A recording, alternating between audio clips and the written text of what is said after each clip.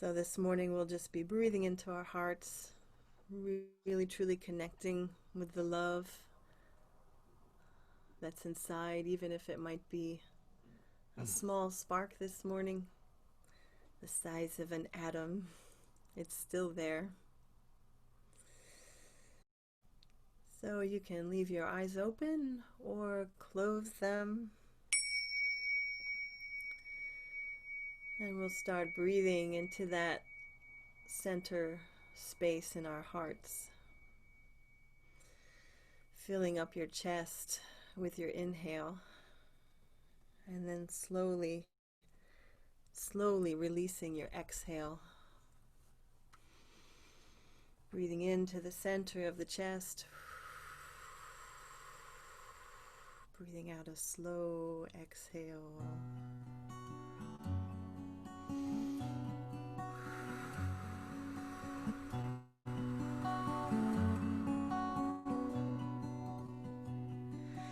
Melt away, let go of your pain, and trust in the joy of your heart.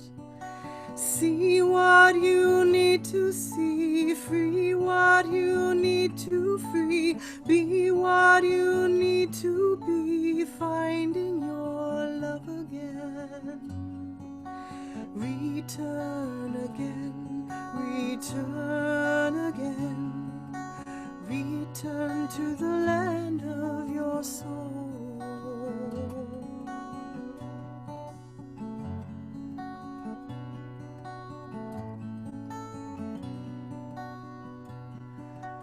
Melt away, let go of your pain, and trust in the joy of your heart.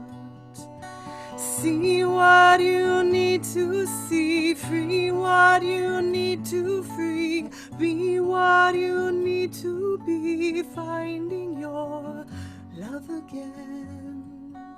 Return again, return again, return to the land of your soul.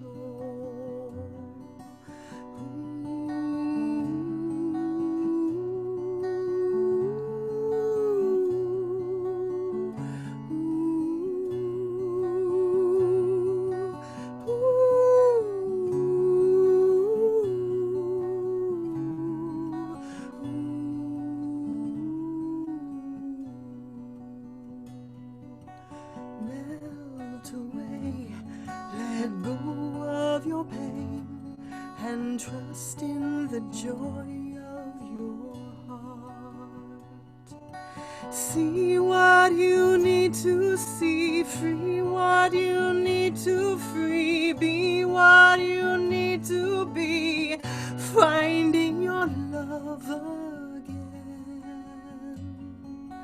Return again, return again, return to the land of your soul. Return again, return again, return to the land of your soul.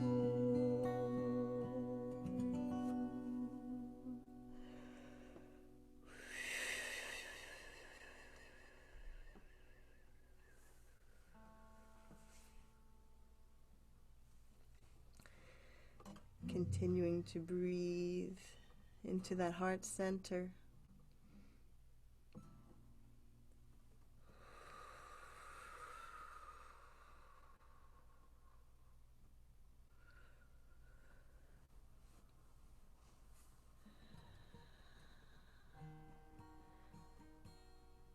Take me with your wings of light, eagle.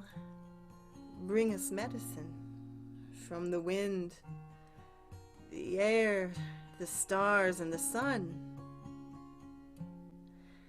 Take me with your wings of love, condor. Bring us medicine from the sky. Illuminate my heart. Heal, heal, heal me. Heal everything that I carry. I give thanks for my life. Mother Earth, I love you.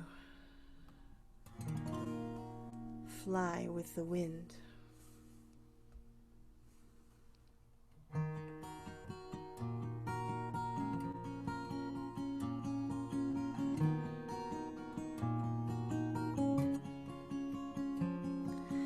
Llévame con tus alas de luz, águila, tráenos medicina del viento, del aire y de las estrellas del sol.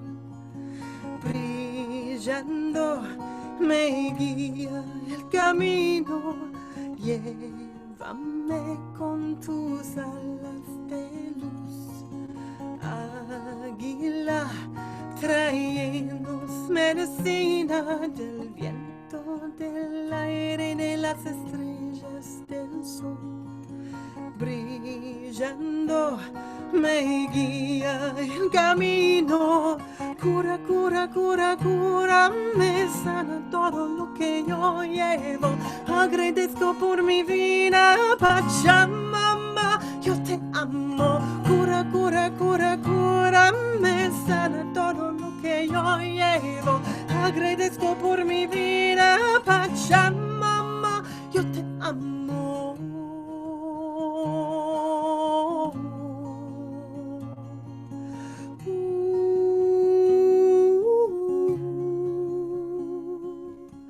Llévame con tus alas de luz, condorcito, tráenos medicina del cielo, ilumina mi interior.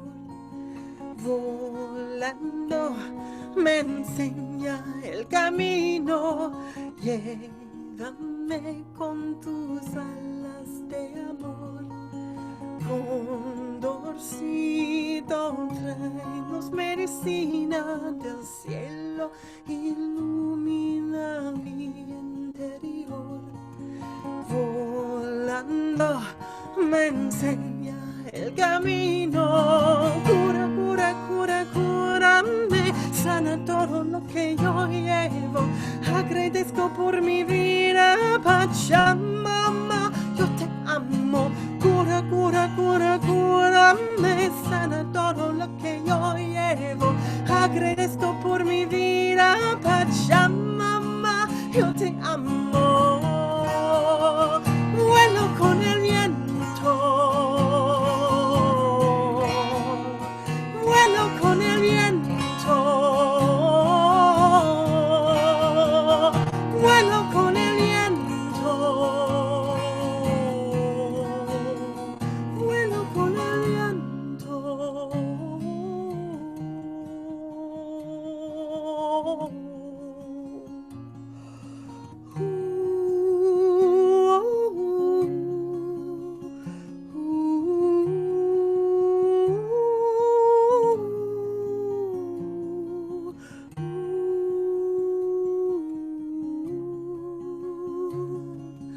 Llévame con tus alas de luz, águila, tráenos medicina del viento, del aire y de las estrellas del sol. Brillando me guía el camino, llévame con tus alas de amor. Condorcito, tráenos medicina del viento, ilumina mi interior. Volando me guía el camino. Cura, cura, cura, cura, me sana todo lo que yo llevo. Agradezco por mi vida, Pachamama, yo te amo. Cura, cura, cura, cura, me sana todo lo que yo llevo. Agradezco por mi vida, Pachamama, yo te amo. Vuelo con el viento, vuelo con el viento.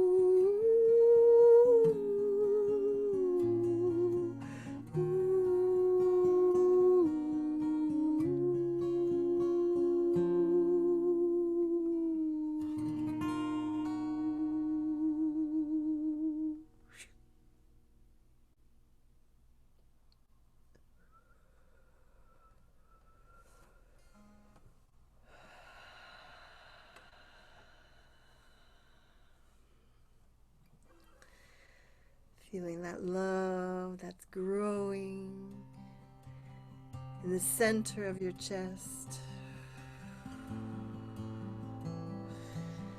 Letting it fly on the wind to all of our brothers and sisters in need, especially our Black brothers and sisters. Black Lives Matter.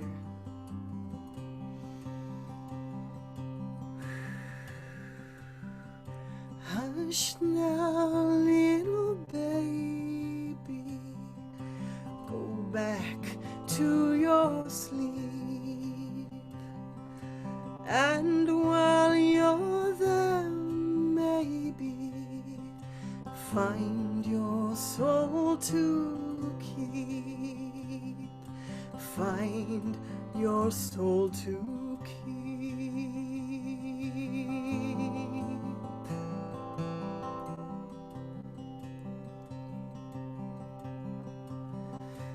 Listen very closely, listen close to me.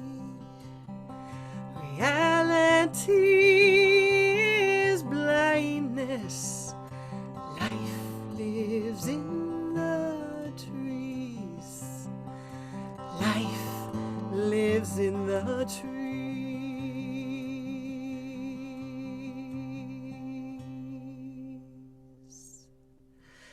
Breathe it in, let it out.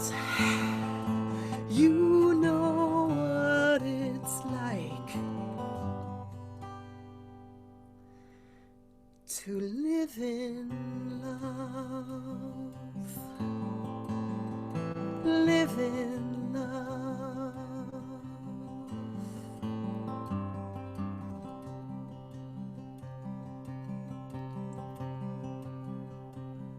Go now, little baby, go now on your own. Live in peace and kindness, queen of your own throne, king of your own throne. Breathe it in, let it out. You know what it's like. You know what it's like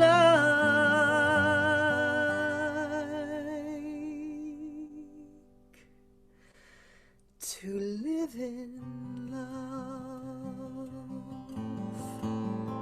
live in love, live in love.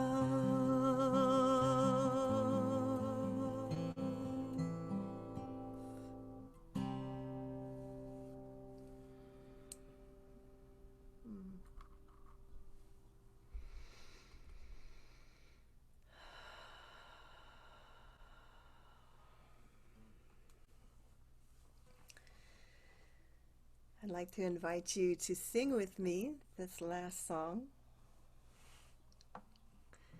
It's said in the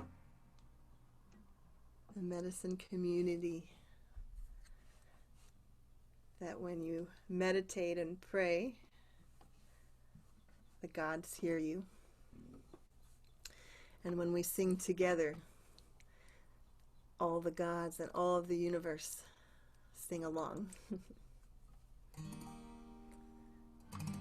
And I know we all are working hard to envision and manifest and live a world that works for all.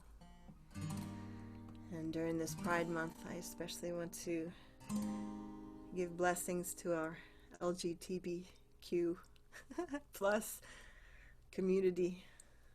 I'm part of it. I always forget it. My child makes fun of me. He's also a part of it.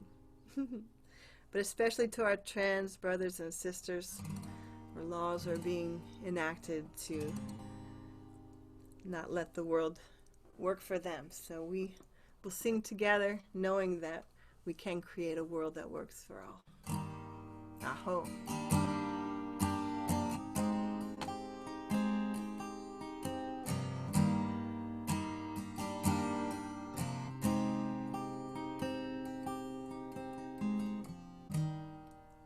Imagine there's no heaven. It's easy if you try.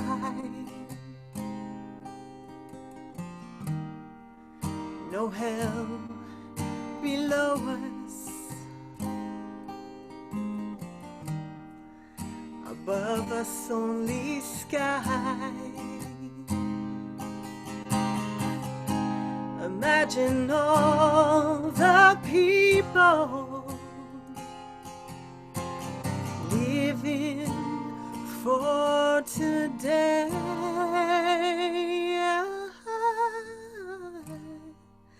Imagine there's no countries. It isn't hard to do. Nothing to kill or die for, and no religion too. Imagine all the people living life in peace.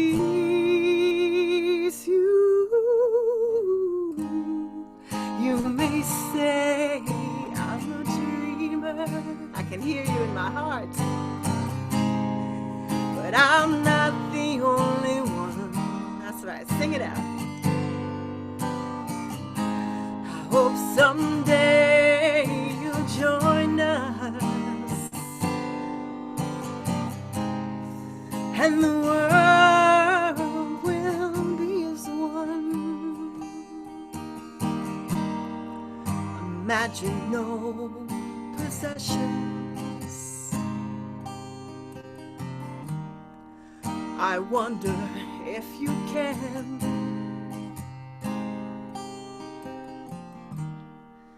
No need for greed or hunger.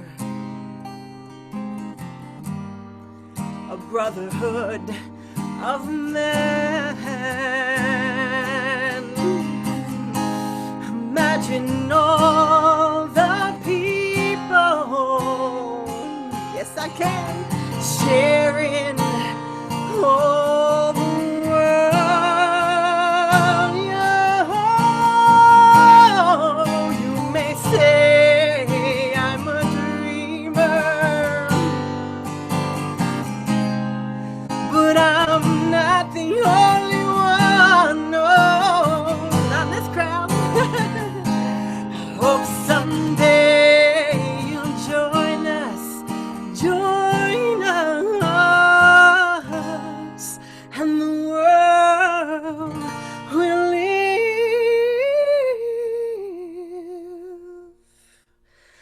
as one.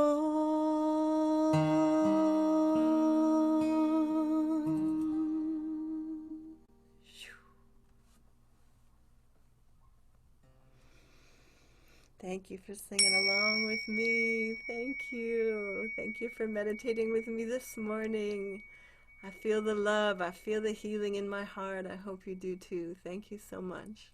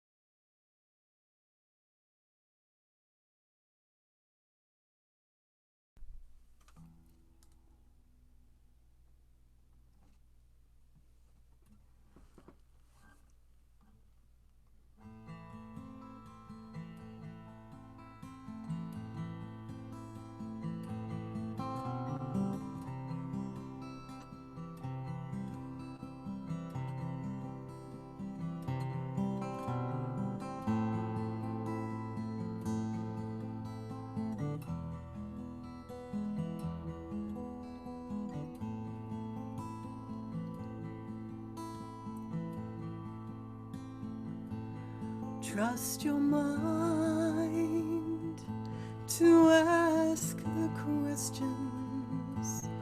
Trust your heart to know the answers. Follow your soul as it leads you in its dances.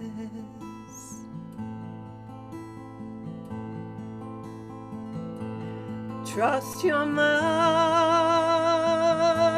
to ask the questions. Trust your heart to know the answers. Follow your soul as it leads you in its dances.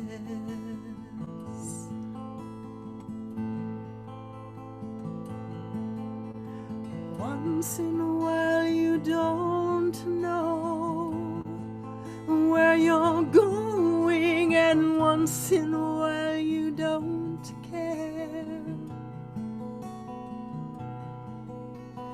Once in a while you don't show how you're growing, lest you wake the sheep so deep inside they're asleep.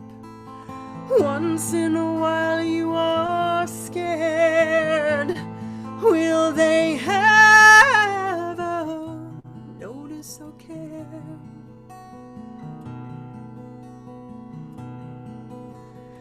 Once in a while you smile, fully knowing that you are complete inside that sacred heartbeat.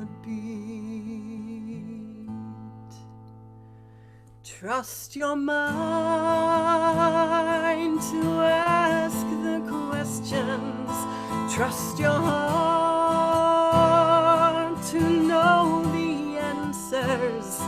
Follow your soul as it leads you in its dances.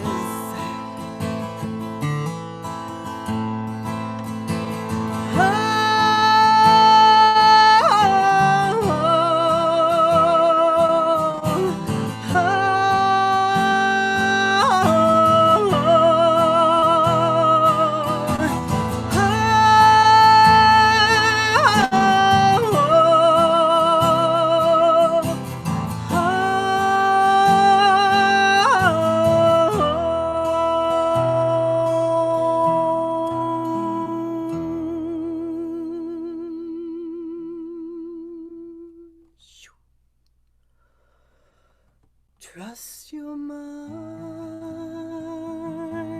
to ask the questions. Trust your heart to know the answers. Follow your soul as it leads you in its dances.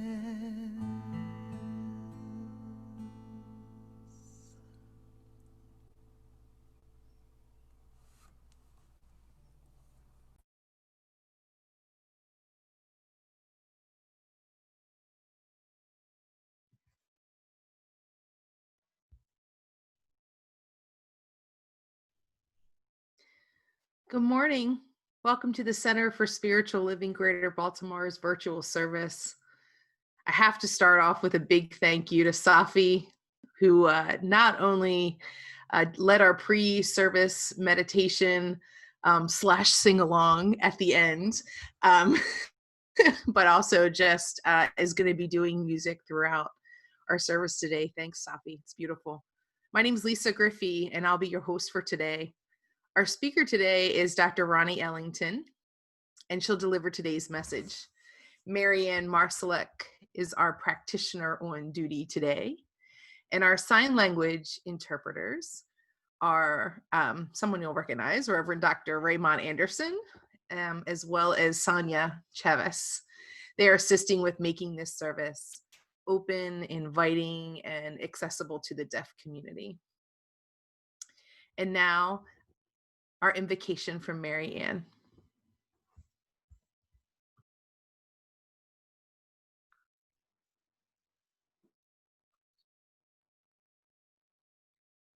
Good morning. This is what I know.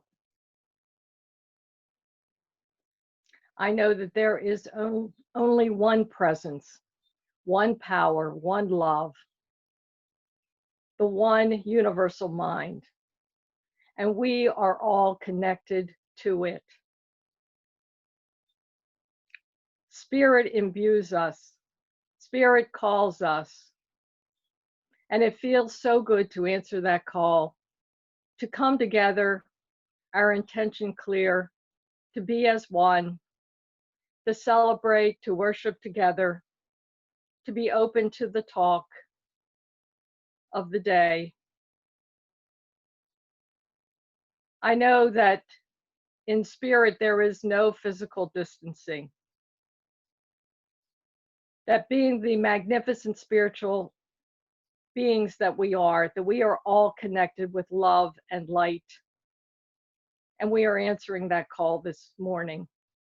I am so grateful to everyone who has participated in this service, making it possible. I am so grateful. I am so grateful for us all to come together in love and light and joy.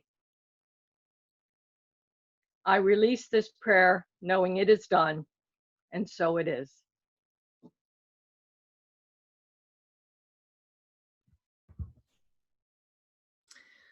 Honoring the world's religions, one tree, many branches, one mountain, many paths, one world, many religions and spiritual traditions. With the lighting of the candles on the first Sunday of each month, we not only honor each person on their select path, but we also bless them and recognize the light, the love, and the life-affirming nature of spirit as it shows itself in each path, in each practice, and in each person. And now for some announcements. First off, I have to give a shout out to Tracy, who puts together these slideshows for us and trains the rest of us into how to do this virtual hosting. So thank you, Tracy. Also, Jim and Frank, the faces behind the scenes that are working the audio, and I appreciate you posting things in chat and all for us. Thank you. It takes a community. So thank you, one and all. Did you know that each Wednesday at noon on the CSL Greater Baltimore Facebook page, you can join Reverend Ray for a midweek spiritual mind treatment? That's out there. Come join us. There's a Thursday night study group that's facilitated by licensed practitioner and our speaker of today, Dr. Roni Ellington. This is a perfect opportunity to dive deeper into the Sunday messages. For more information, contact Dr. Roni at the email listed. Love offerings are appreciated. Just put CSLGB study group in the subject line if you're making one of those love offerings online.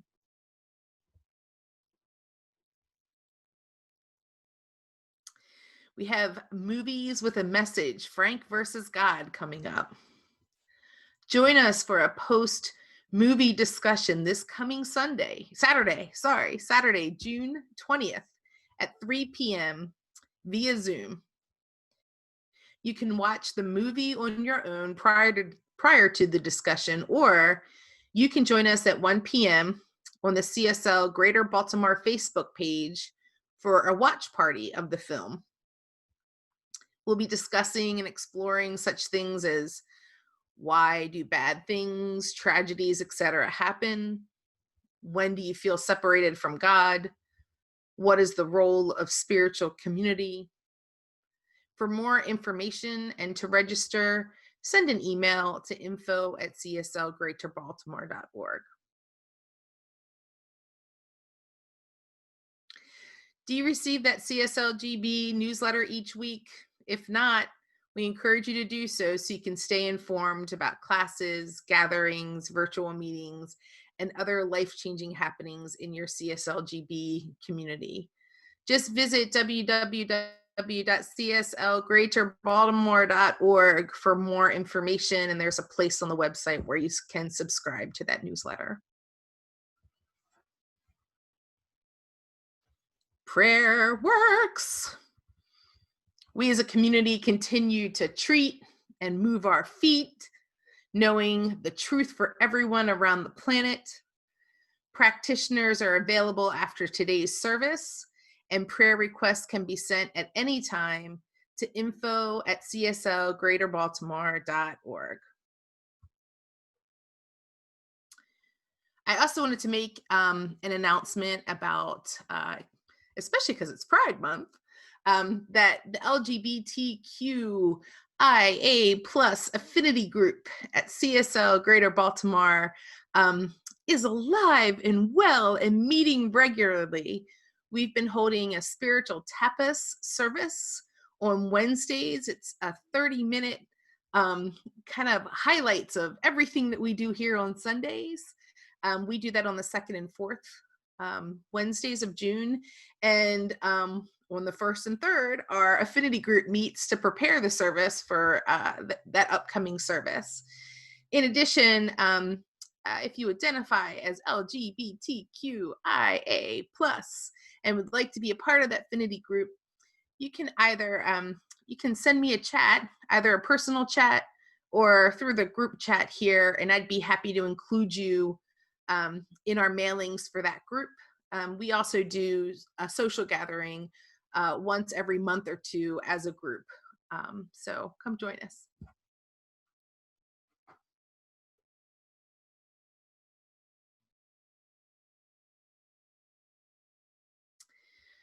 And I think now is the official introduction of Safi Lynn, who we all know and love. Our musician for today is an international singer, songwriter, musician, and teaching artist who considers her music medicine to open hearts and feed the soul.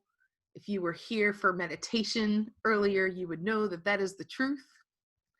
With a performance degree from the Peabody Conservatory of Music, a #1 house music song in South Africa, 5 independently released albums with a 6th on its way, and a 2015 and 2010 Individual Artist Award in solo performance from the Maryland State Arts Council. She sings songs channeled through her with a passion to open and connect hearts from around the world. There's so much more that Safi does. I encourage you to visit her website at www.saffi.com. Thank you so much, Lisa. That was great. Welcome. Hi, everybody. I'm so grateful to be here. I was just sitting here thinking I've been, playing music for you all for about 6 years now. So it's just so cool that I'm still playing music for you in this way. Thank you so much for supporting me and loving me on this journey of life and music as you do for all your community. You guys really walk your talk. I really appreciate it. And I know you were searching for Reverend Dr. Ray forever, and I just love that he's here leading us all. I love you. Thank you. This is a song, speaking about channeled songs, I'm on a 2nd floor apartment, so I got this like stairs like in New York, but I'm in Catonsville, so there's trees there. It's a song that the trees gave me. And it's in Spanish. I'm starting to get Spanish songs now. For those of you that know me, I've been going to Peru, and I'm missing Peru. I would be in Peru next week for 6 weeks. So sending Peru lots of love. And it's a sing-along. It's Ora, ahora, aquí. Pray, now, here. And it kind of sounds like Ora, ora, aquí. You'll catch on because I say it a million times, okay?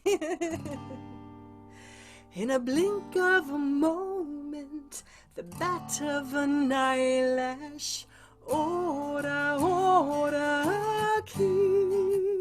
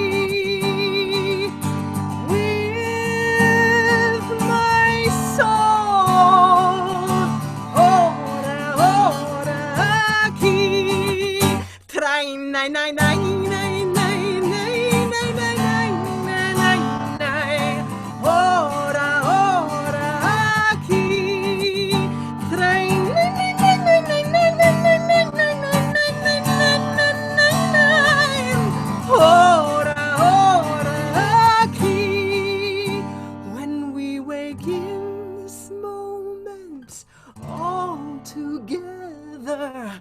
Ora, ora, aquí. Cuando la vida es mala, creceremos las alas. Ora, ora, aquí. With my heart. Ora, ora, aquí. With my soul. Ora, ora, aquí. Ora, ora, aquí. Ora, ora, aquí. Ora, ora, aquí. Ora, ahora, aquí.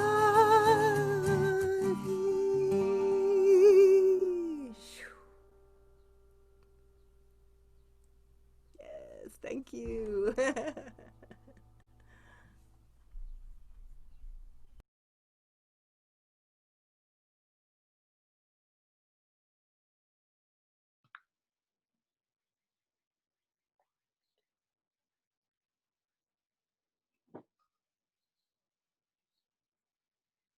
This morning, we will start with a guided meditation followed by an affirmative prayer.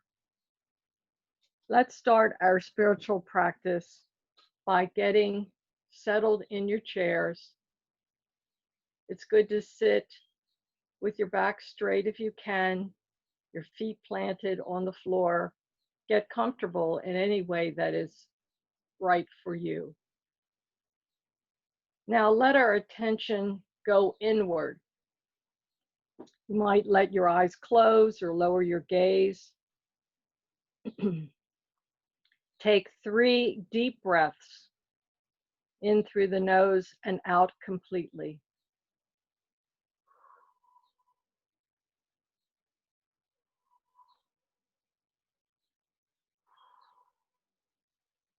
Breathe in peace.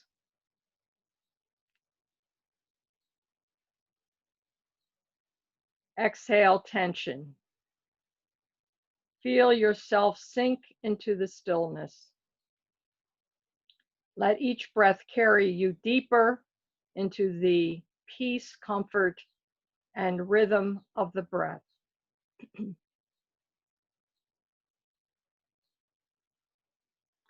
This meditation is drawn from the book Holding a Butterfly by Lynn Woodward.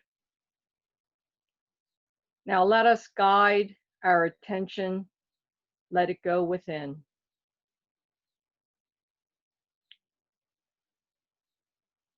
Like me, are you struggling with the massive changes and the events that have been thrust upon us?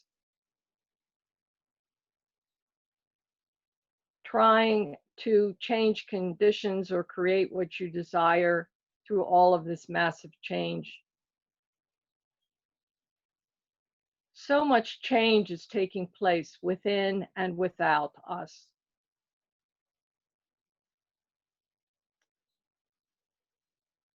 Let us identify, let us observe this change that we are all struggling with, or some aspect of this change, this great change.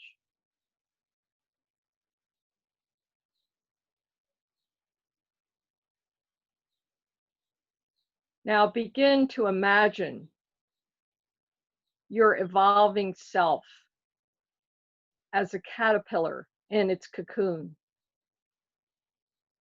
Everything may seem messy and out of control. You might feel stuck, even frozen, and want to push forward anyway, anyhow, before it's time.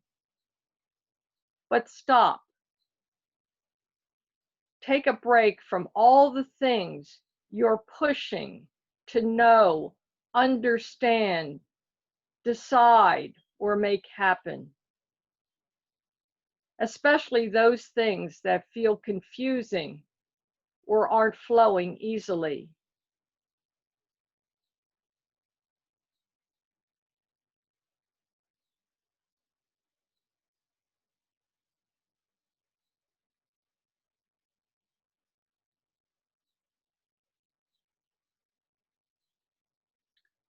Now take all that pushing, that struggling, and just for now, let it go. Let it go, release it.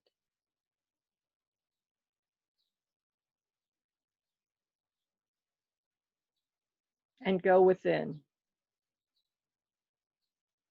Imagine that pushing ahead right now is like a caterpillar trying to break out of its chrysalis before it's fully formed into a butterfly,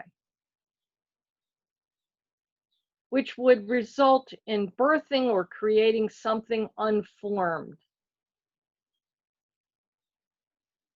Imagine the part of you that's struggling to make something happen is very small and has to step aside to allow the hand of God to work its magic, its power, before you'll see the results you want. Take a moment and just imagine.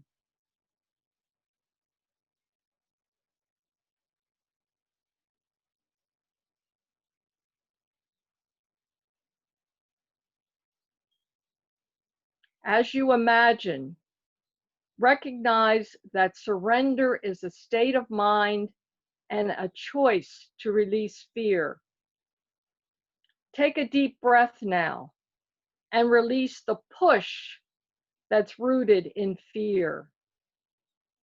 Be open to releasing and surrendering.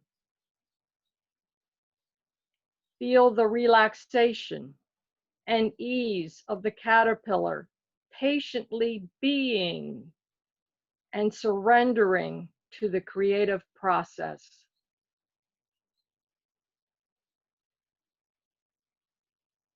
Accept the darkness, messiness, and stillness of the cocoon state. Just let it be.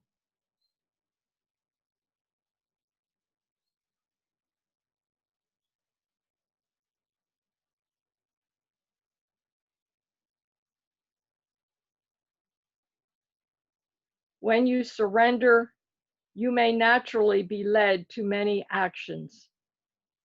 If any occur to you now or later, just hold them in your heart when the time is right.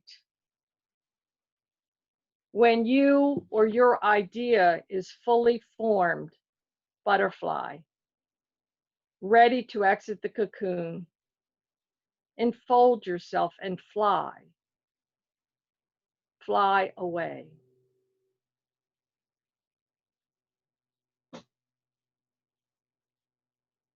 Let us pray.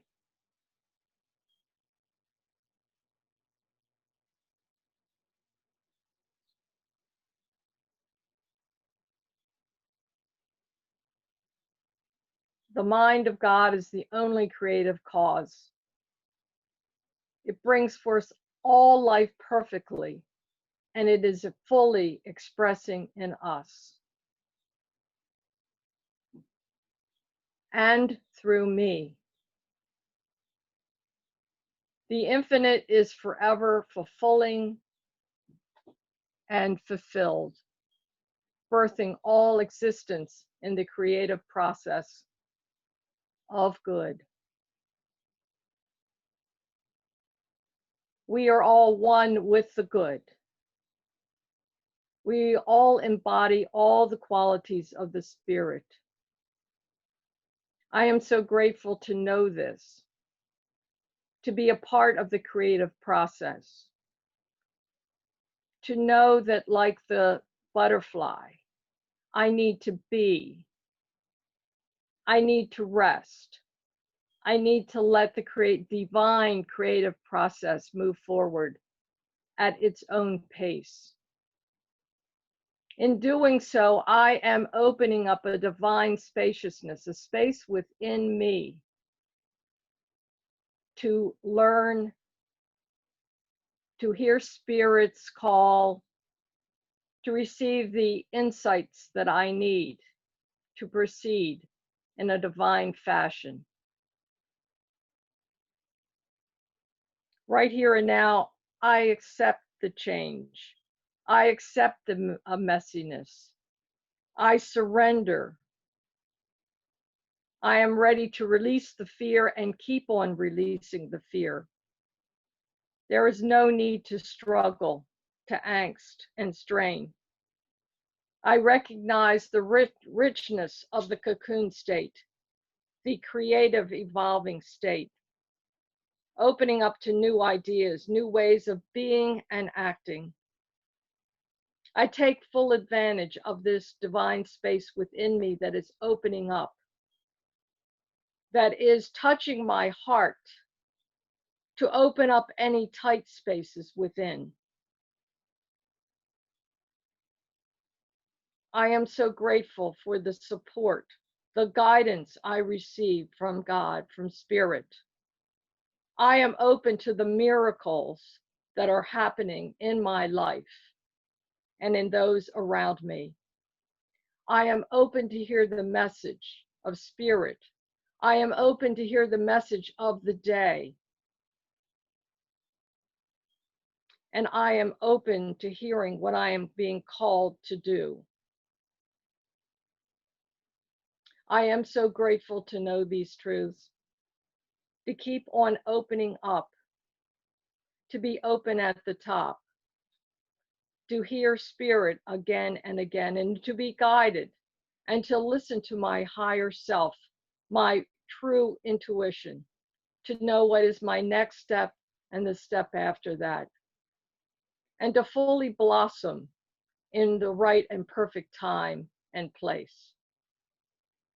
Thank you, God, for this and so much more. I release this prayer knowing it is done, and so it is.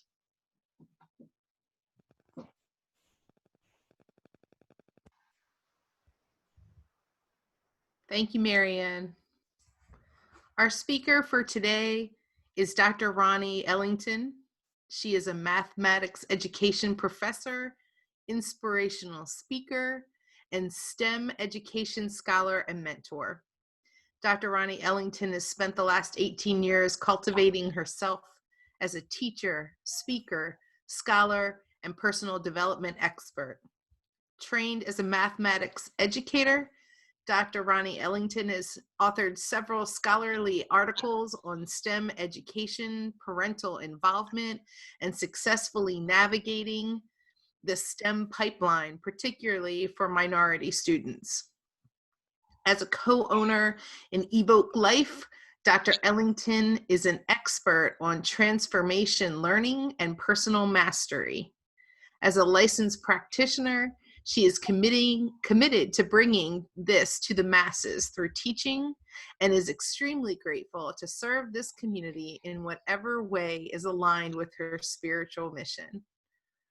Please welcome Dr. Roni.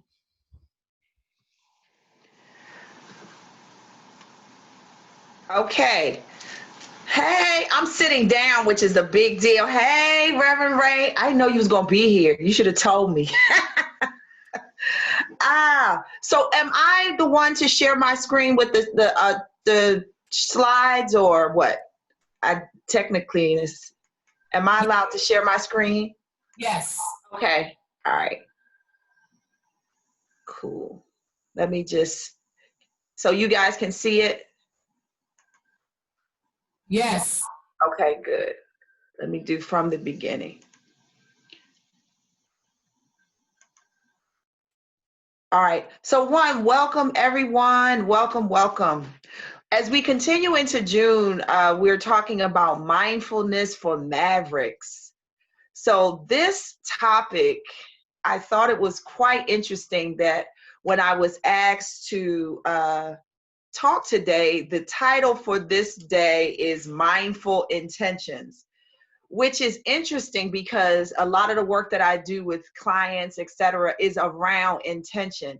So I want to ask before I get started that you suspend what you think you already know about intention and be open for a new expanded way of thinking about intention that will give you access to something you may not have seen before. So I invite all of you to just really open your minds around what we mean by intention and what is this thing called mindful intentions.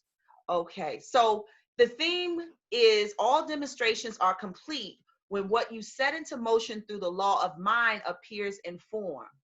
All demonstrations first begin as a thought. The power of intention is a demonstration of your faith in the invisible substance of life. So as I thought about this sermon, this whole idea of mindful intentions, I'd like you to sit with this idea of mindful intentions.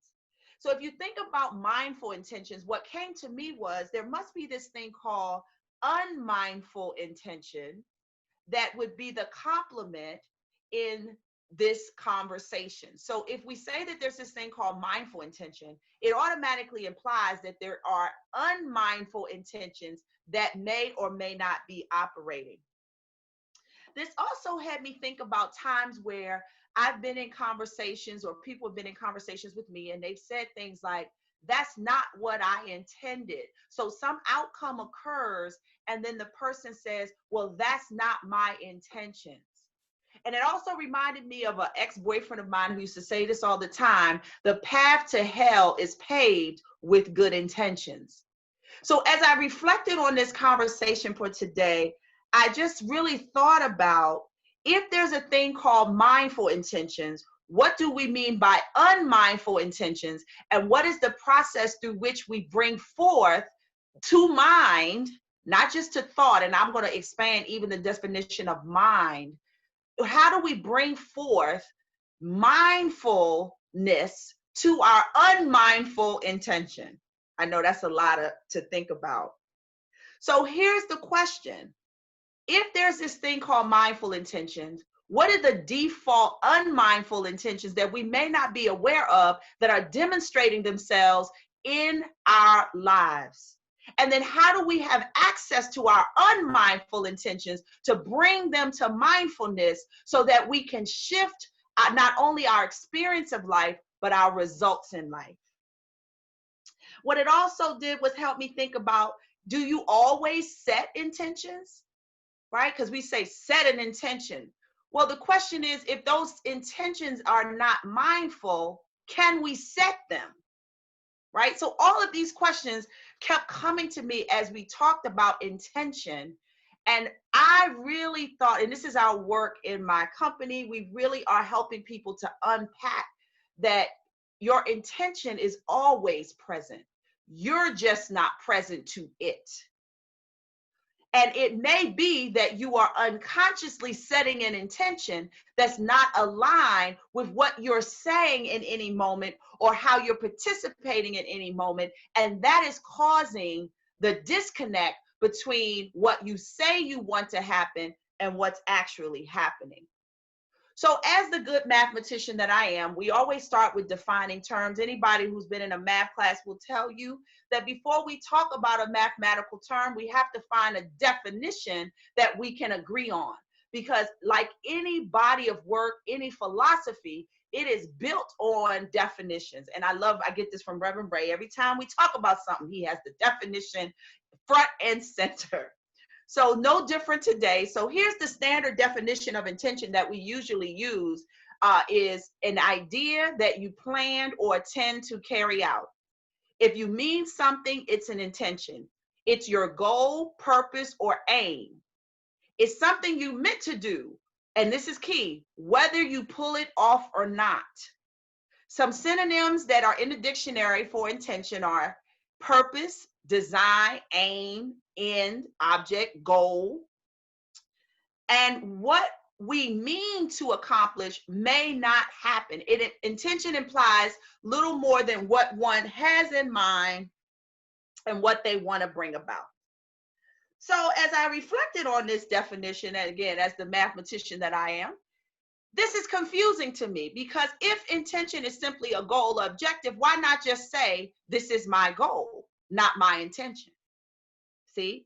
So what it begs the question is, okay, is this definition sufficient to embody the true nature of what an intention really is? Because if intention is simply a goal, we can simply set a goal, set a plan, act on the plan, and it would automatically occur. But as we all know, by the definition of I didn't get what I intended, clearly there's something more to it than simply setting a goal and setting a plan.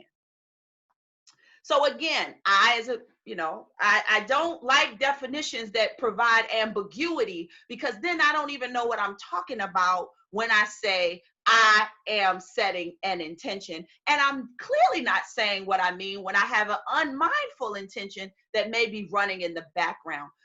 So to me, this definition is insufficient to give me power over my intention. So as I reflect on that, this is my beautiful business partner. She wrote a book called Being is the New Doing. And in this text, she offers a definition of intention that I buy into, and it helps me explain those times when I say this is my goal, yet the goal goes awry. Or I say I'm up to loving someone and that's not their experience. Or I say that I want something to happen in the world, yet it doesn't happen as I quote unquote intend or the goal I set. Because what this definition implies is that your full energetic is what your intention is. It is not just the plan, it is not just the goal, but it is a full energetic measure of who you are being in any moment. It is a measure of the full intensity and type of energy you hold towards a goal and towards experiences specific to a result. Intention resonates from your being as a signal to others and the universe about who you are and the results you are creating. So as I contemplated on this definition, I said, wow, if my intention is beyond just the goal I set or the plan I set, it is the full energetic measure of who I'm being in any moment as it relates to a goal, then the question is, how do I get access to my real intention as it relates to some goal that I may be setting? And that brings me to the next slide. This is what I want you to sit with. You set a goal, you devise a plan, but you are an intention. You don't have an intention, you are an intention. Because see, people, you are energy always. You cannot be unmindful as you. When you are truly in your being, you are intention. So when you say, I set an intention and it didn't happen, what you're really saying is that what I said is not an energetic match for who I'm being in the moment. What you're really saying is, I may have said something that sounded good or what I may have wanted. However, the energetic that I am showing up inside of is not a match for that. So then it goes, quote unquote, awry. And this awryness comes from the fact that you're not really present to the intention that you're embodying in any given moment, because some aspect of you has gone unconscious.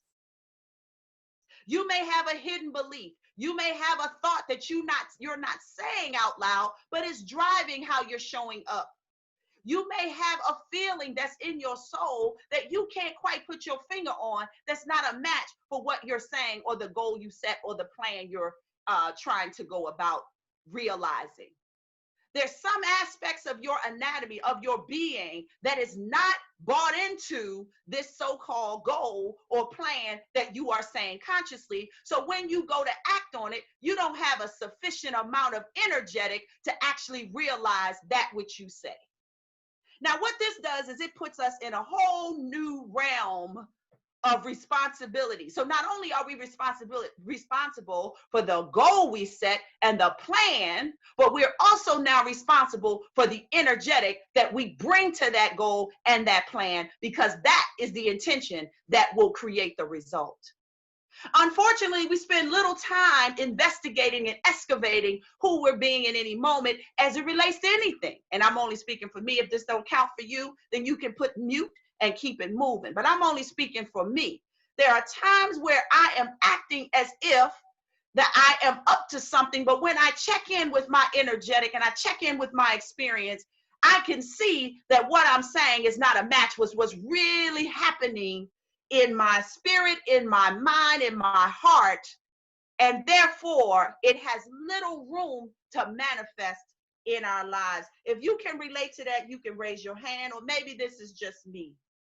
So again, you are not a goal. You are not a plan. You are energetic, moving as a human being. You are not a human planning or a human goaling. You are a human being. So anytime we talk about intention, you have to go at the level of being in order for you to really understand why things don't, quote unquote, go your way because you intended them to. So it is in that space that I share a story, because those of you who know me know that the only person's lives I'm a master of is my own. So I'm going to share with you a story from my own life to illustrate this. So I would assert that I am a loving person. At least I plan to be. I set the goal in any interaction to be loving, to be a listener, to be whatever, like to really have someone be experience, how can I say it, to experience the love that I have for them in the moment. Well, there are times where the people around me show signs that that's not what they got. Even though I said that was my goal, even though I quote unquote set that intention, what's out there over there with them is some annoyance that they feel I have with them, some make wrong that's in the background that I cannot cover up with nice words and platitudes. There's something in my energetic that is being transmuted over there that I'm not quote unquote aware of, and I didn't mean to leave them feeling dismissed, disregarded, or made wrong. This happens in my relationships. It happens in the job where I say something and my goal is to have them understand what I'm saying, and what I'm saying is the right direction or whatever I'm setting. But what's out there is this chick has an issue. This chick is angry. This chick got something going on.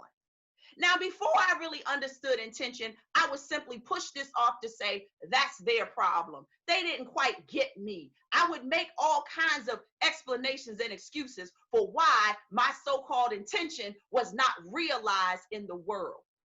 It was a way to kind of let me off the hook and say, well, that's them. That has nothing to do with me. I was being pure, genuine, whatever I want to say, but yet the result was still the result. So with that, actually, this happened in concert with my business partner who actually wrote the book. We sat and said, well, Roni, we were having a conversation about one of the many things that I said didn't go my way. And we thought about it. We said, well, maybe something else is at play. Maybe intention has levels. Right? So I go back to this whole, for as a man thinketh in his heart, so is he. So could it be that there was something in my heart that I was thinketh that was showing up as the results in my life, and my intention was actually undermining the goal that I set? So who I thought I might have been may not have been consistent with what was really in my heart. And it says in here, you can find out who you think you are by looking at the life you live, by the people you surround yourself with, by the boundaries you set, and by the reactions of those external to you. You can actually get a sense of who you are by simply looking at the results in your life. I don't care what you say out your mouth. And this was something I had to grapple with because I was genuine. I was mindful. I would set up my intention. I would do some prayer work. I would do all of this, and still, no matter what, I was left with somebody felt how they felt. So then what that took me to is what we're going to call the anatomy of intention. So we started to really grapple with this, me and my partner, like, well, wait a minute. What is intention anyway? And what we really figured out, this is just our perspective, but you can try it on, that intention is not a goal. The goal is what your intention is referenced towards. So for example, in the conversations I just noted, my goal was to leave a person feeling heard and understood, yet my experience and my energetic was not a match for that goal. So we started to figure out and say, well, wait a minute. If this is the case, then maybe just like energy, right? If you think about measuring any energy, I can't think of any examples. If you think about temperature, you think about pressure in a tire, you think about different energetic measures, they're not just one or two. There are many ways to measure that. So what I started to consider was maybe this energetic can be measured like a thermometer measures temperature. So as a person, we have an energetic that could simply be measured by our experience and our energetic, and it could actually have many different levels. So depending on where we are in any level of our energetic, we would have either a low level of intention, indifferent, or high. This provided a breakthrough for me because as I reflected on the times where I set a goal, I made a plan, and it didn't turn out, I could then look at this scale and say, well, even though I made a plan, even though I set a goal, my experience and my energetic was simply not a match for what I was setting out to do. So in this case that I brought up about me and people, there's a certain resignation and settling that the energetic that I bring to my interactions with people embodied, right? So even though I was saying I wanted to be understood and I wanted this connective experience, what was really playing in the background when I did some investigative work was a level of settling, accepting or agreeing to something that I consider less than satisfactory, adopting security or comfort, and rationalizing what I know to be true.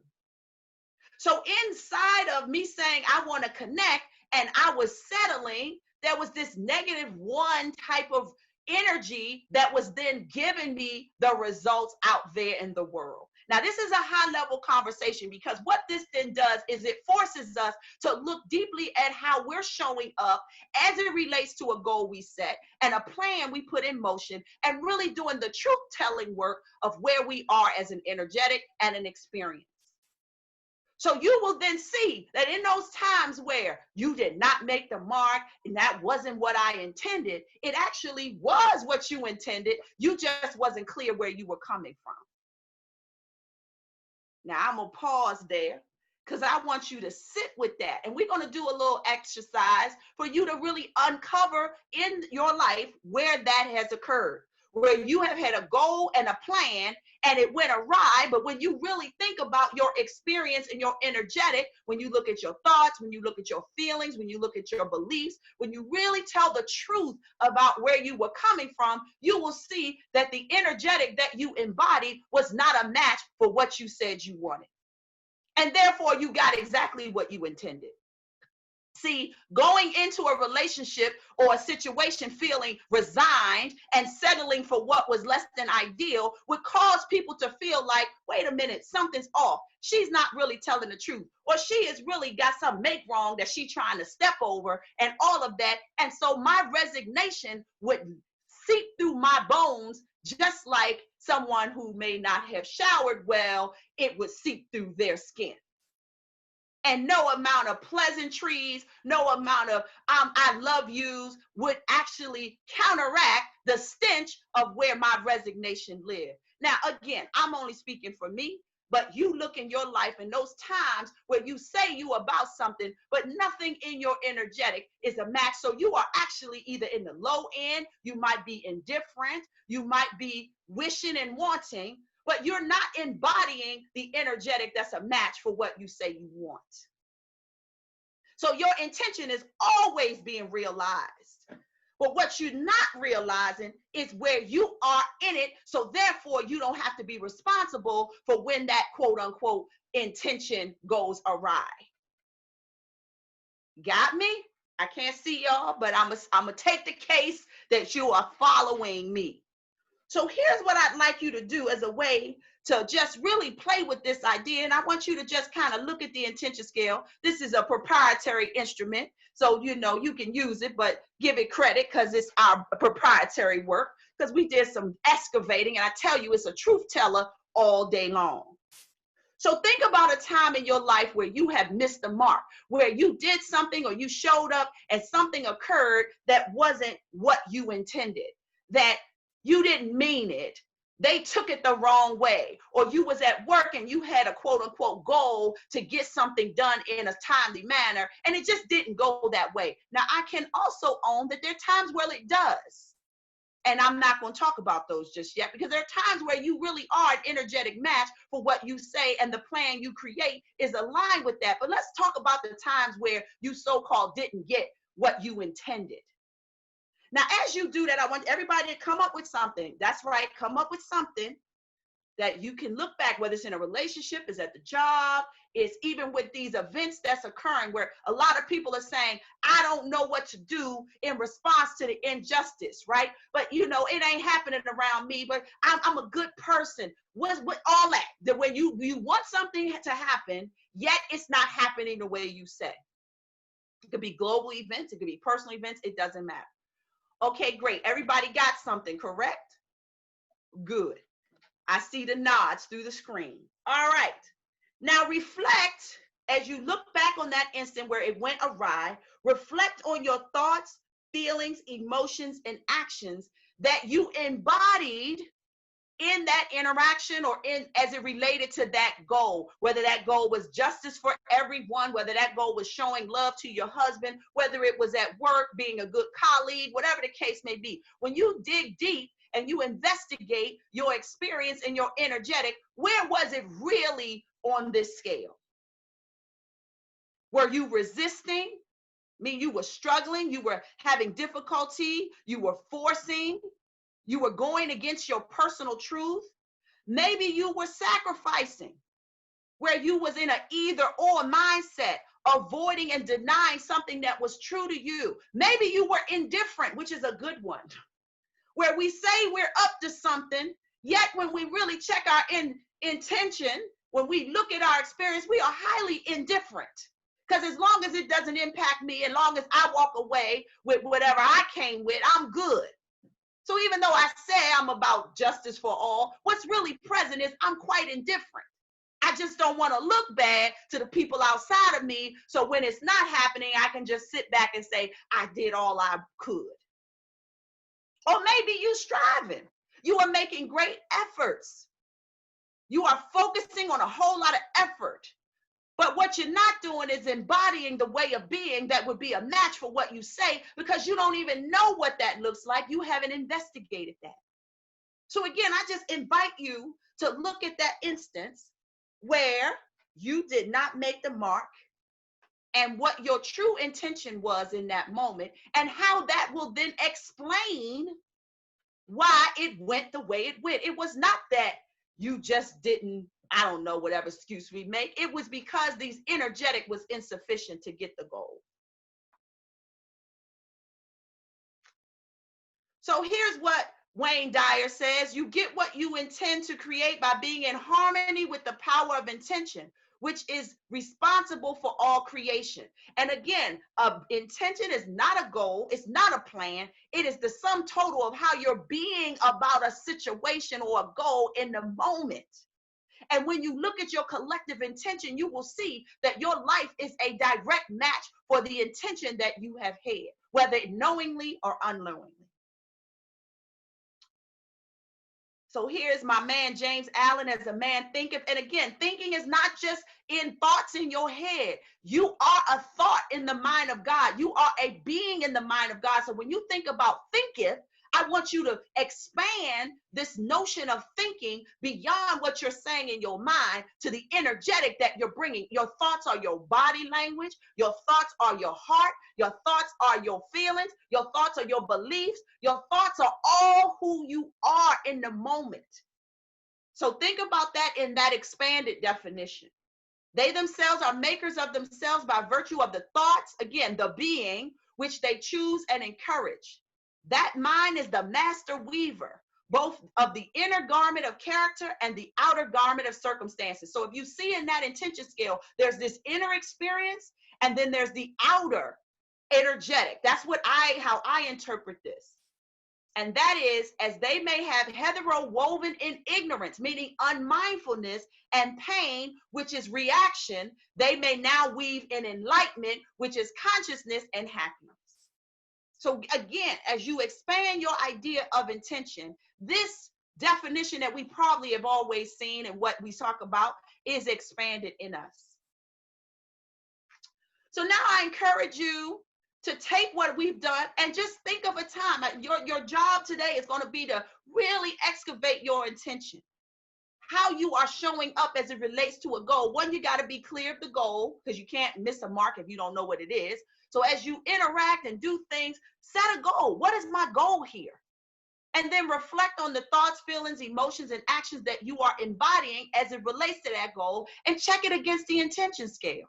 What is your true intention? What's the energetic that's really at play, no matter what you saying and setting and planning? And then journal what you see regarding your energetic related to any goal that you have. And then begin to shift your intention mindfully. Begin to excavate those beliefs that are not aligned. Begin to create experiences that really are aligned. And that's work. That's the work. So as we end this little talk, I just want us to sit with this affirmation and have it be something that we think through and be with for the rest of the week. My faith is strong. My intentions are clear and powerful. I am always mindful of my goal and align my full being with my highest and purest goals. I'd like you guys to say that with me. My faith is strong. My intentions are clear, and that's my being is clear and powerful. I'm always mindful of my goal and align my full being with my highest and purest goals.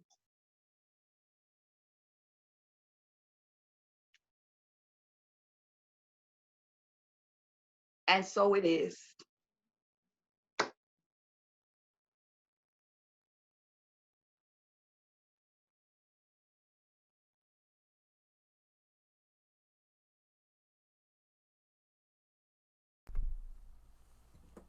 Whew, I gotta sit with that for a minute. That was powerful. Thank you. Thank you very much, Dr. Roni. Wow.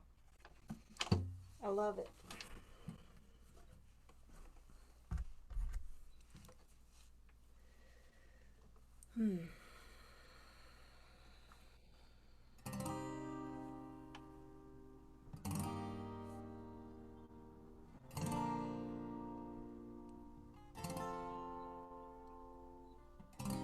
Bittersweet this life that's taken me on this ride. Bittersweet the pain that sheltered me from the rain. Why am I fighting? What lies behind me are just seasons of growth. What am I learning? Stay completely still until I find my focus.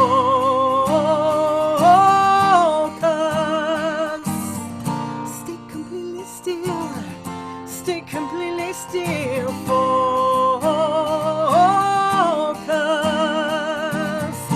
Stay completely still and focus on my breath.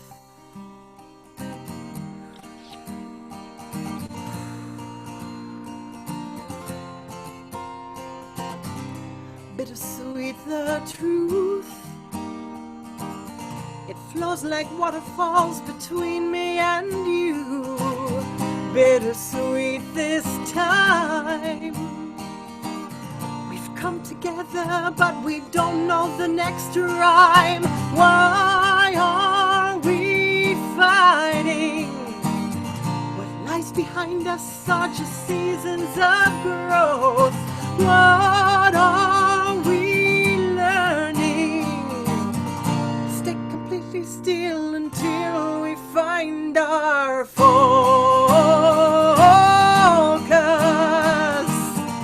Stay completely still. Stay completely still. Focus. Stay completely still and focus on our similarities, our peace and our clarity, love and prosperity, all in this together.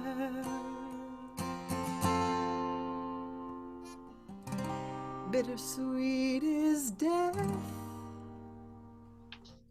but what is life without this old friend?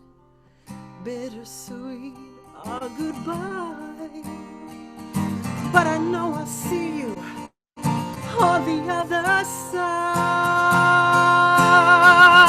Why are we fighting? What lies ahead of us are seasons of growth.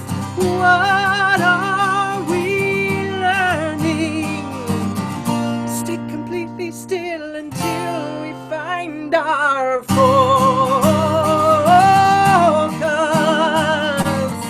Stay completely still.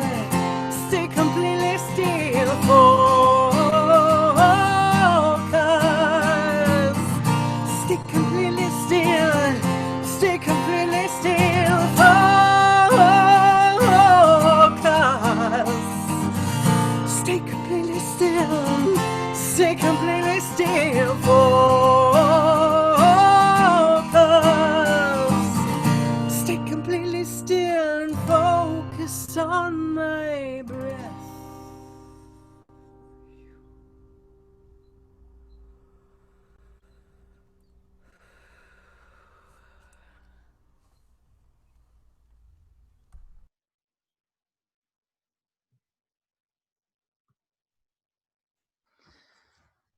Wow. We are so blessed in this community to have that song from Safi, to have that talk from Dr. Roni. And if you connected a little bit late and missed some of the announcements, I think it's worth a reminder that there is a Thursday night study group hosted by Dr. Roni, and with the purpose of diving deeper into the Sunday message. So for more information, pens at the ready. If you would like to participate in that Thursday night study group, contact Dr. Roni at Sister Roni, that's SisterRoni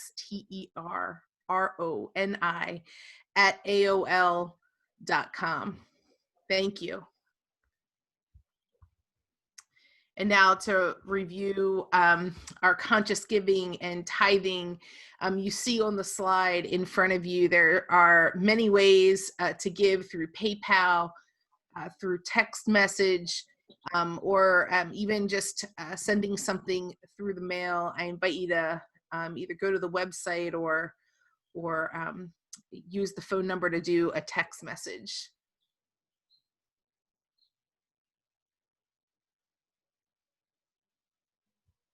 And if you'll say with me, our prosperity declaration. I joyfully, consciously, and gratefully, while on mute, please. I joyfully, consciously, and gratefully participate in the law of circulation. I trust in the spiritual principle that says, as I sow into my beloved community, I demonstrate my awareness of standing not only in the flow, but as the flow itself. As I sow of myself, my time, my treasure, my talent, I demonstrate my support and engagement in my community's vision, mission, and purpose. I actively give as a demonstration of manifesting, of reaping the harvest of a world that works for all.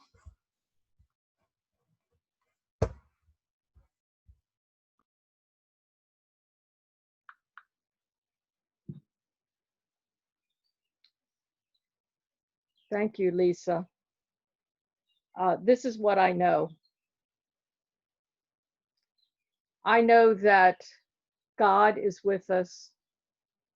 The divine mind, the generous and abundant source, fills us,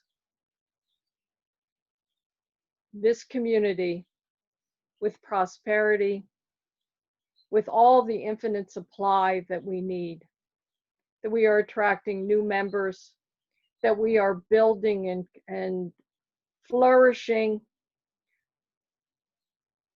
I am so grateful for this virtual platform that is reaching out to everyone.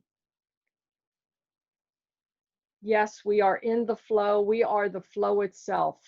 And I'm so grateful for the talent and the treasure and the time and the energy of our members. We are growing, and we welcome any new members to this center. We are reaching out, and we know that Spirit is present right here, right now with us. And we are so grateful, and knowing that anything that is given, that as we give, we receive, and that it blesses us exponentially.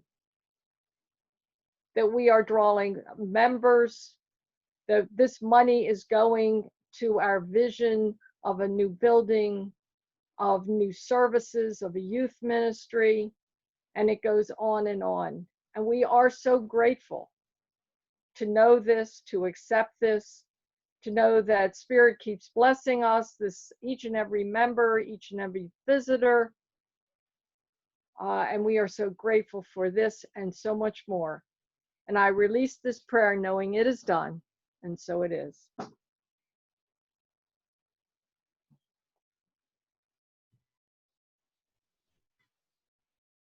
So it is. I just wanted to thank everyone for attending service today. Dr. Roni, there's a question in chat. I don't know if you've seen that, asking if you have a website that people can be directed to. So if you could type that in, if there's a place where people can learn more about you or your organization that you're with, that you've created. If you would like a practitioner to pray with you, please remain online, and you'll be placed in a room with a practitioner. And I also know that Nancy, who is typically our greeter when we are in person, was asking if there was any way after service today, if we could unmute everyone to just have a moment to say good morning to each other, and just have a little bit of community time. We don't have, I don't think, any other meetings that are officially happening after this. So if that would be okay with the meeting facilitators, I welcome you to do that. If not, just, man, it's a great day if you're here.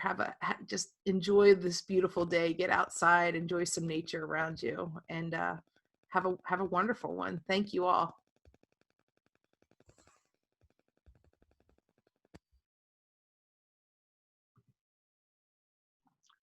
Please let us know through chat whether you're waiting for prayer or waiting to just socialize. You don't need to write anything, but if you're waiting for prayer, please let us know through chat. So we about to do the benediction. That's on me, right? It is? Okay. I just want to check because you're used. Okay. So remember, benediction is it's a practice that allows you to close out what you've gotten and to really own it from a spiritual perspective. I look at benediction as a way to really synthesize and bring closure to what we have experienced here together. So in the spirit of closure, in the spirit of elevation, in the spirit of knowing that everyone's hearts and minds have been fortified in this interaction today, I just allow us to be present to how much more fortified we are in our intention from just being with each other, taking the time and space to join this service, to be available for our next unfolding. I just say that we own that we see that. We don't let this just become another thing we've done, but we actually take away that which is going to fortify our spiritual practice, fortify what's next for us as we elevate our goals, we elevate our being, and we elevate who we are in the world. As we move out of this just studying things and knowing things, that we move up that intention scale where we start to embody those things that we have learned. I bring that in this conversation because this conversation moves beyond just what we've done here today. It is something we're living and breathing and doing all this week, this month, this year, and in our lives. So it is in that spirit of closing this, but opening up the next phase that I say, thank you for being a part of the consciousness of this meeting. Thank you for your listening. Thank you for your presence. And we know that you have brought something from this experience that is going to shift you into a higher elevation. So it is in that space that I've said it, it's done. And all that are here has been a contributor. This space would not be what it is if you were not here. So I just want to say your presence is elevating this conversation. And now you just bring it forth in the world with more and more clarity. And so it is. Is there anyone remaining on for prayer?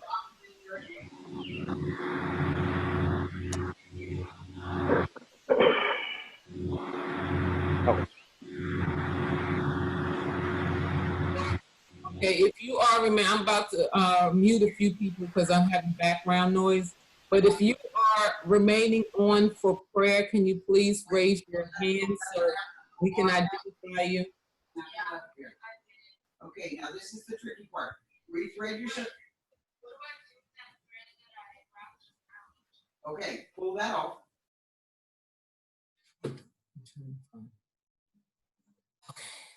All right, I'm sorry. Can you please raise your hand if you're here for prayer? My apologies.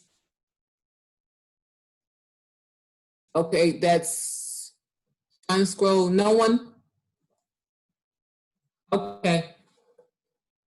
Thank you. If y'all want to chat, go ahead and chat. We'll leave it open for a little while longer. Okay, so take the thread out of the needle. Okay, take the thread out of the needle and just pull it through the machine, and then you just cut it above the knot and put it. Robin's got a lot of activity going on in her house, but hey, good morning, everybody. Good morning, Michael. Good morning, all. Hi, Lisa. Good to see everyone. Great to see you, Mike. Appreciate it. Thank you, Frank. Great to see you. Hey, Yes, great to be seen. Jovan. Good to see you, Greg. What's up? Hmm. Hi, everybody. Hey, Derek. Greetings from New Mexico. I'm the one that's been whining to Frank every week about the chat. So thank you, Frank, and thank you for this opportunity. Just thank you all for allowing me to be with your community this morning. Well, it's a pleasure to have you. Awesome. Awesome. Hey, Lisa. Hi, Ronnie. Hey, what's up, Michael? How you feeling? Better? Much better. Yes. Your hair almost ready for me to braid it now. Yes, much better now. I'm happy to be home. So happy to see everyone, really. Had a little scare there. So Me grateful too. you're doing well. Hi, Nancy. Hey, Michael. Miss you all. Yes, miss you too. Is there any thought from anyone about meeting in person sometime, anytime soon? Convening in the parking lot?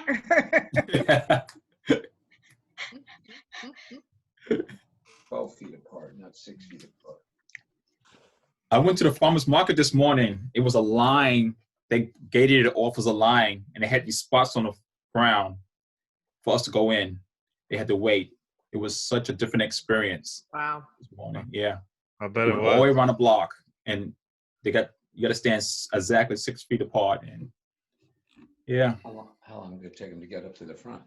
To the line? it moved pretty fast. I got there at 7 o'clock, and I was in and out by 7:34. I just got a couple of things and left. I just got what I wanted and get out. Give everybody else a chance to get in. You had to wear your mask in Yes. the line? Mhm. Yes. Of course. Yep. Okay.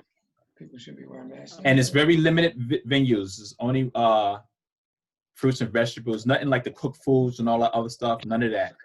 Yeah. Yes. Were a lot of Michael. Hey, I'm- Michael, I couldn't unmute until just a few seconds ago. I wanted to say it's good to see you. Thank you. It's good to see everyone. I'm glad you're feeling better.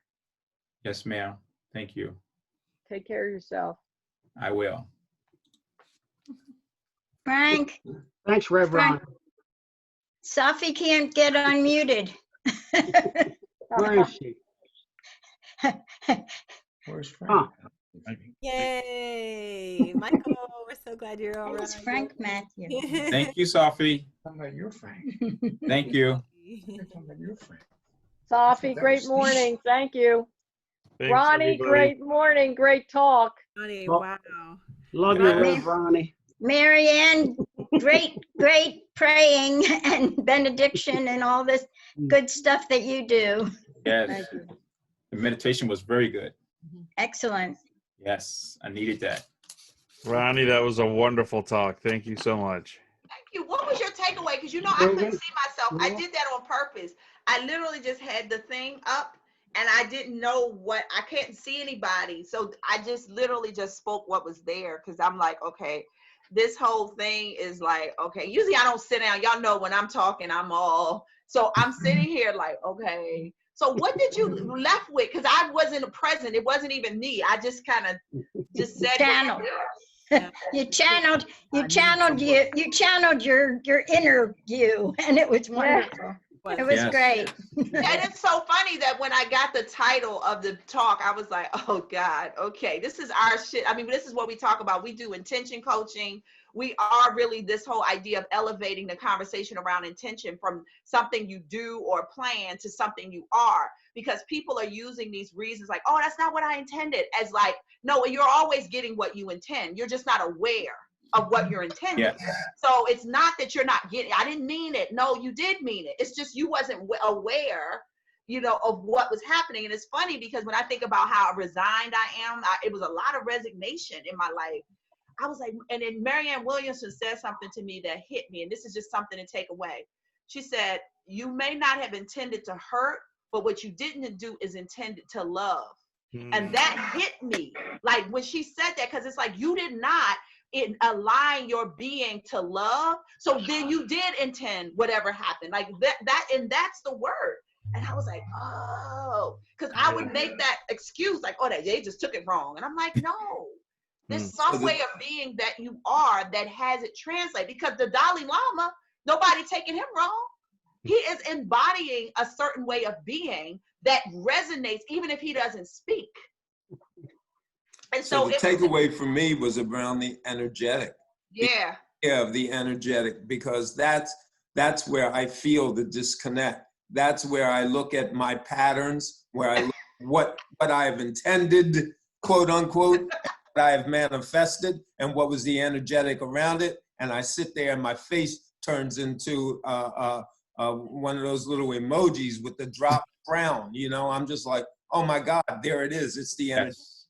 Exactly. That's where I got the that. scale, y'all, I'm telling you, I told my business partner, Radiah, who wrote the book about the intention scale. The book actually explains it, but I'm telling you just how you can go in a room and read the temperature. If you use that scale and you tell the truth and you say, okay, I said I got a goal of being fit and healthy.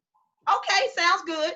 When you go down that scale and you really check in with your energy and your experience, you will see. You're like, oh, there's no alignment. Yeah, I'm out here eating cake. I'm doing this. I'm over here. You know what I'm saying? I'm letting myself off the hook. And you will see, oh, damn, I'm down here. And it makes sense that I can't get my fitness together because I don't have a high enough intention. So the work is about elevating that, telling the truth, and then elevating, not just doing more, which is what we tend to do. We tend to do more, say an affirmation, which are great, but they're not getting at what's at the root.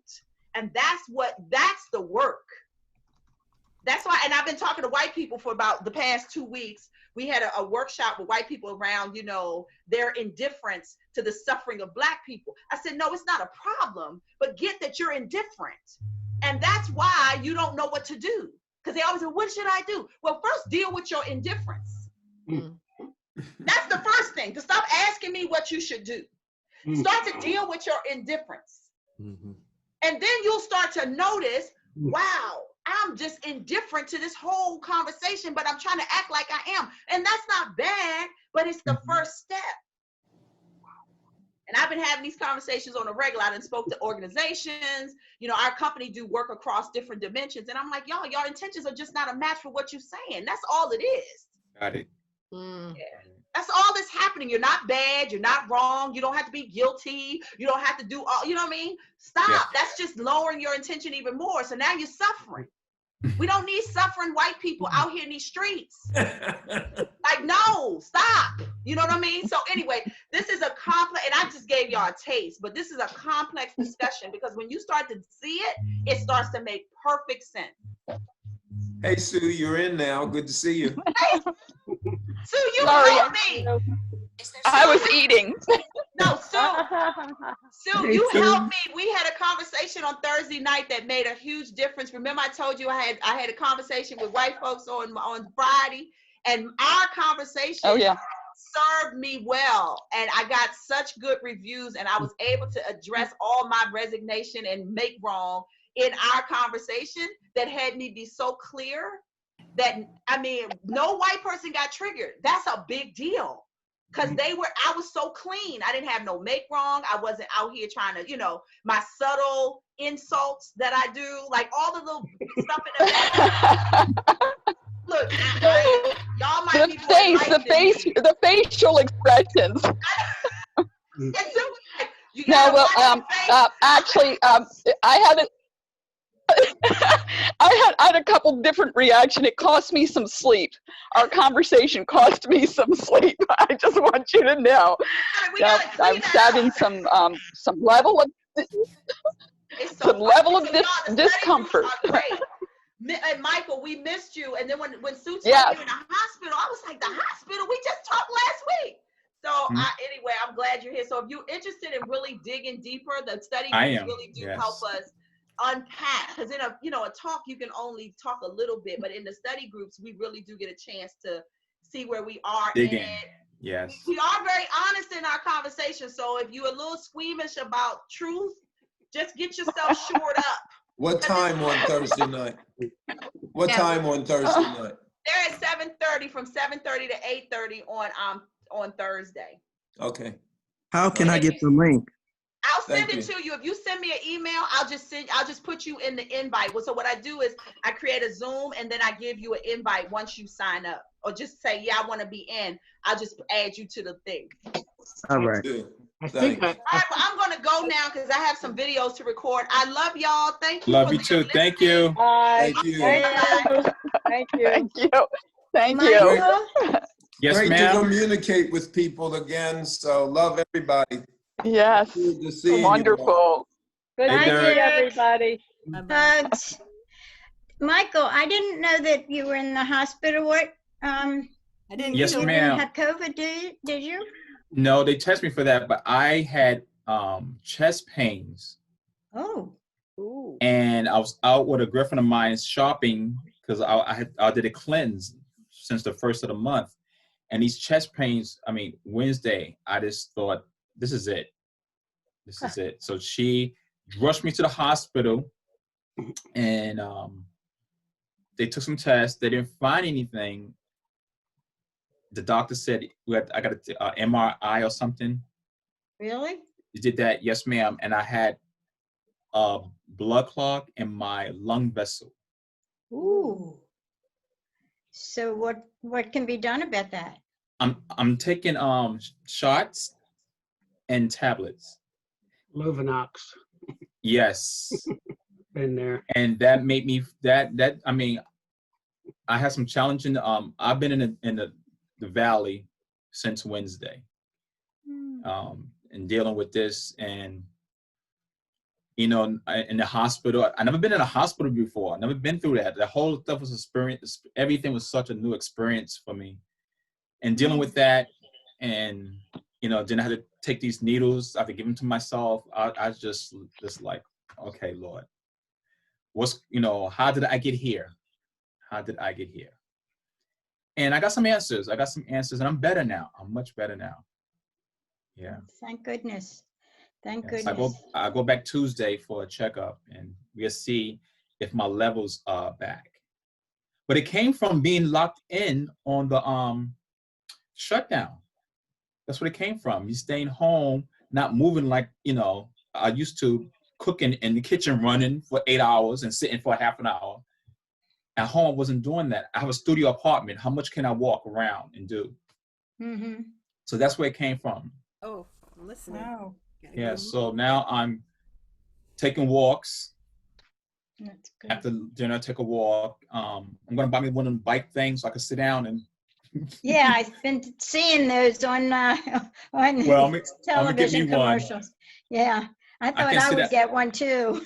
Yes, it's good because I never thought about me being in something like this, because he said I have no health records of anything, you know, no nothing, and they said we don't know where it's coming from. When you healthy, we don't see anything. You're healthy.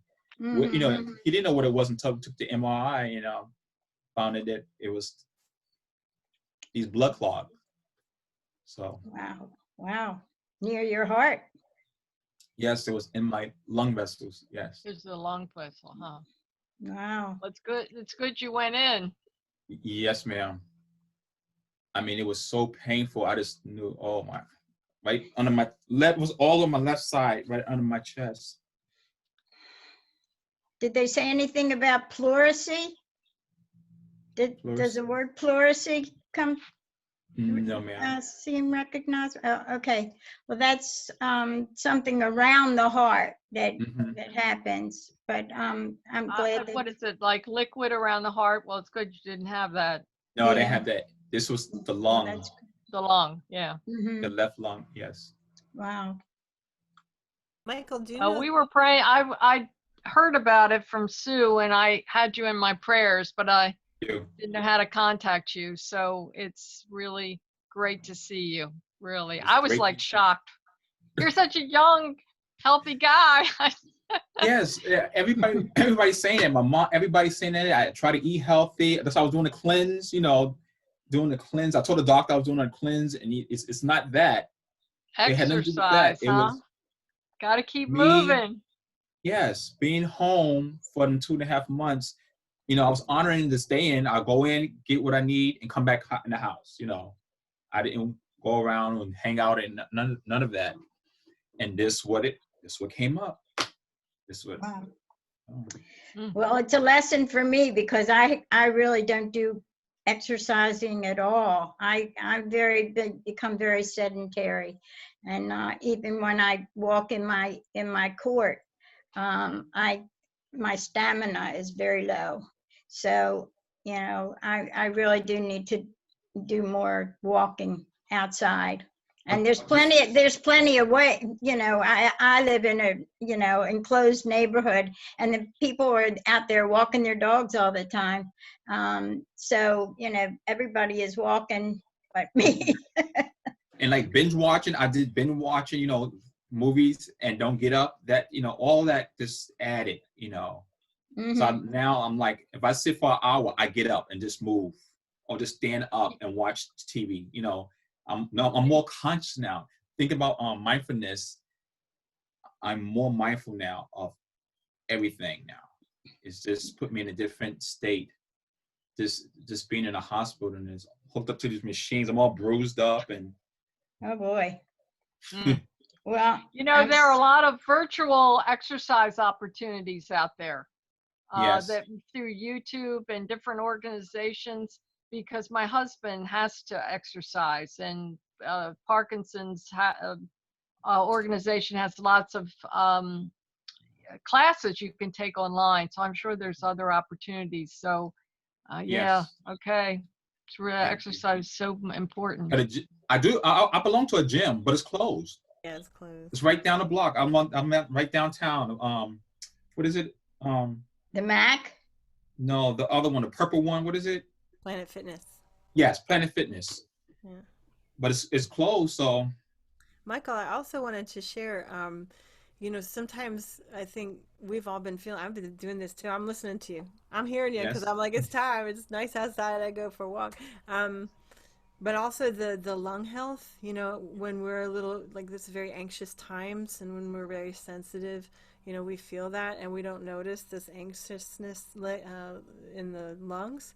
And so that will make you breathe very shallow. So if you're also a very active person, breathing into your belly and working, and then all of a sudden you're just shallow breath, it's not good for the lungs. Mm-hmm. So really breathing into the belly. But I specifically wanted to share with you a yoga practice called alternate nostril breathing. Have you ever heard of that? Iyanla Van Zandt was doing it, and Iyanla Van Zandt was doing all her No Fear show. Yes. The open, closed one, yes. Yeah, that's a really good one for the lungs. It's really balancing both lungs. So you're hearing it twice. That's good, I guess. Yes, I was doing it. Good, awesome. Thank you. Wow. Yeah. Thank you for all the love and the prayers, really. Yeah. Well, I didn't know, but I was sending my love to everybody, so I'm sure you were included. But right now, my intention is to send more your way. Thank you. Yes. I'm gonna get going to go for a walk. Good idea. I did one already. I got up early, went to the market. There you go. Good job. That's great. Frank, I hope to see you next Saturday at the movie. Oh, movie. Yes. Yeah, Frank versus God. Frank versus God. Definitely want to discuss that. Definitely. Yeah, absolutely. Okay. Frank, so much for everything you do. Thanks, Frank. Appreciate you. Thank you, Frank. Okay, we have to close out ourselves? Yeah. Okay. Ready. Bye, Marianne. See you later. Bye. Frank, love you. Love you all. Love you all. Bye. Okay.